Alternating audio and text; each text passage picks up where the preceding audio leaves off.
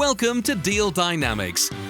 This podcast is all about selling your IT and tech business. We'll tackle topics like how to sell your business and how to manage the process. Don't forget to subscribe, hit that like button, and comment on what you'd like to see in future episodes. They call themselves the premier sell-side advisor in the IT and technology sector, and this episode we're going to find out why. Straight from the horse's mouth, from the man who started it all, Gary Smith. Gary, perhaps you could just talk us through how it all began.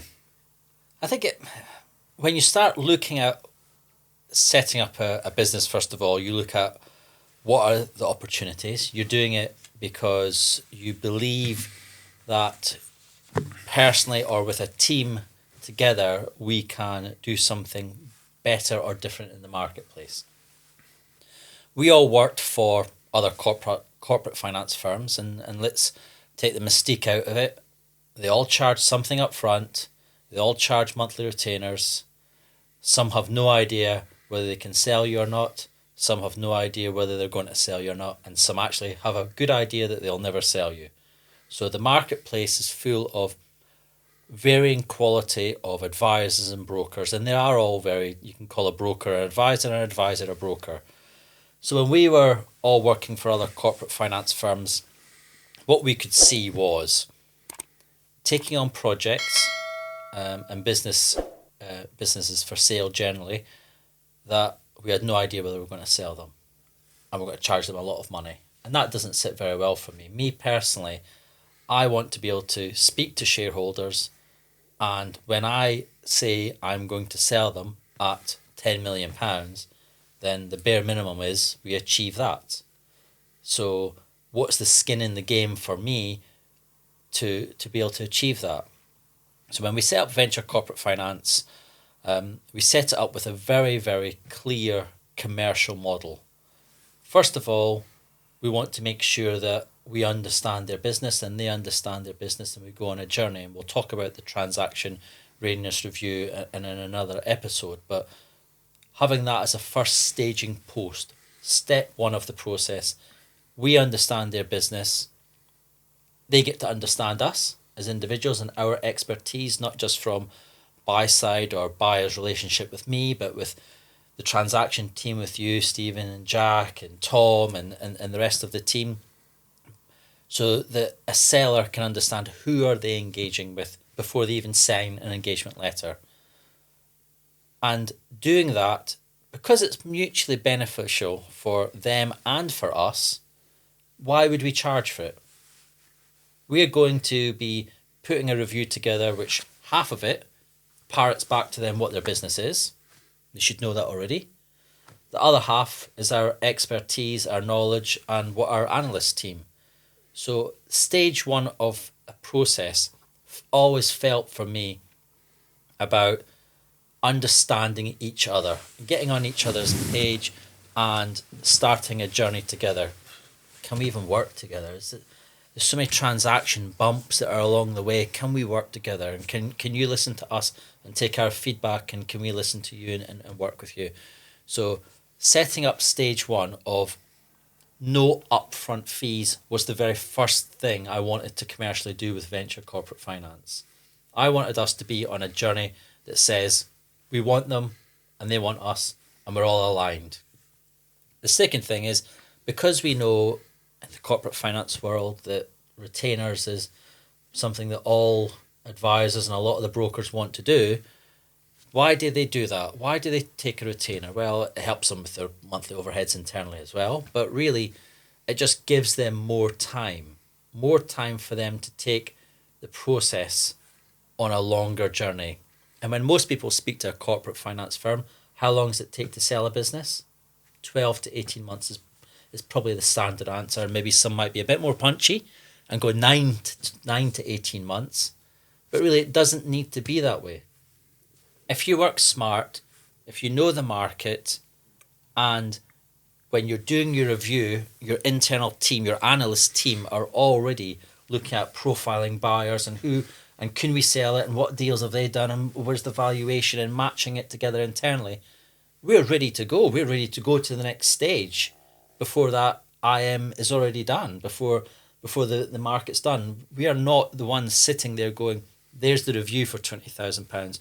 Right, we're now going to build an information memorandum, and now you're on the clock for As someone to 5,000. who's someone who'd worked with you at corporate finances that didn't have our shared risk success fee model, and on the transaction side, I always felt under so much pressure when it came to valuing businesses that I had to come up with a valuation that was at the very top end or above the top end to justify this retainer.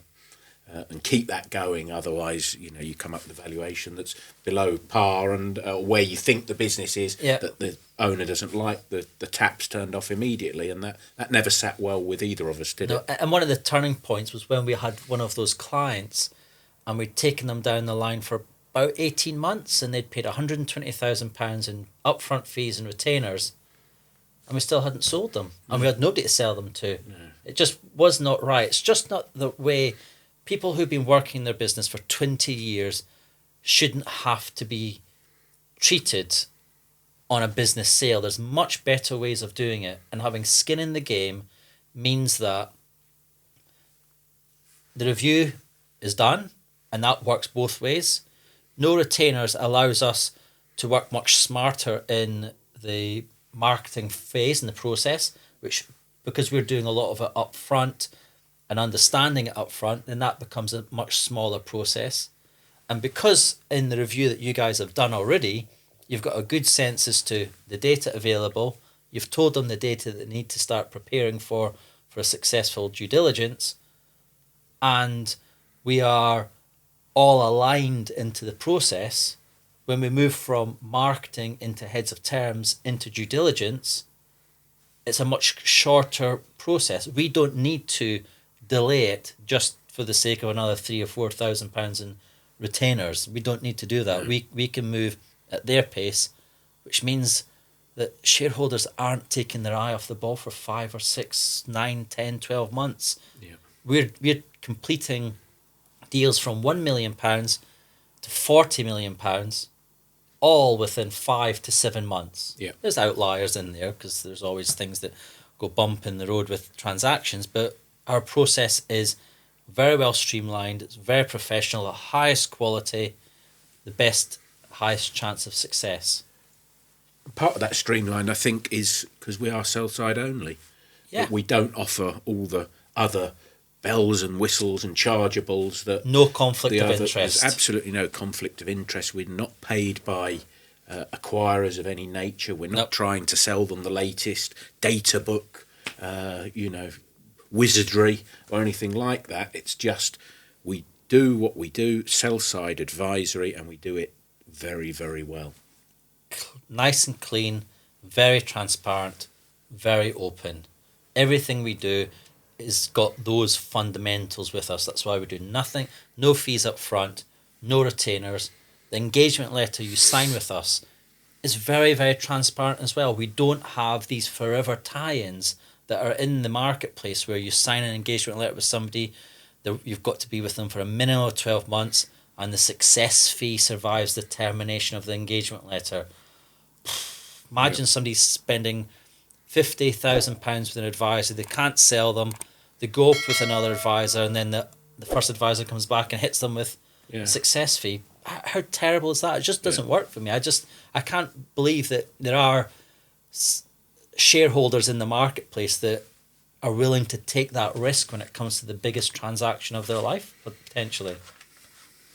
So for us, open, transparent, clear, and making sure that we are fully aligned with that journey, and the risk for them is equally the risk for us. Because let's be honest, Steve, we can't start a journey with somebody for 6 or 7 months and say, sorry, we've not been able to sell you and we've got no money. No. That's 6 months of us spending no money. So we have to be really clear. Yeah. And that all ties in, as you've said, with the Transaction Readiness Report, which we will cover in the next episode. Yep. Great. Thank you. Thanks for listening to the Deal Dynamics podcast with your hosts, Gary Smith, Stephen Taylor, and Jack Chiappi. Please subscribe to our channel, like the video, and comment on what topics you want us to discuss. Don't forget to sign up for our newsletter, as we provide insights, reports, deals, events, trends, and more. Just head to venturecorporatefinance.com/newsletter to sign up for free. The link is also in the description. That's all for now, folks. See you next week.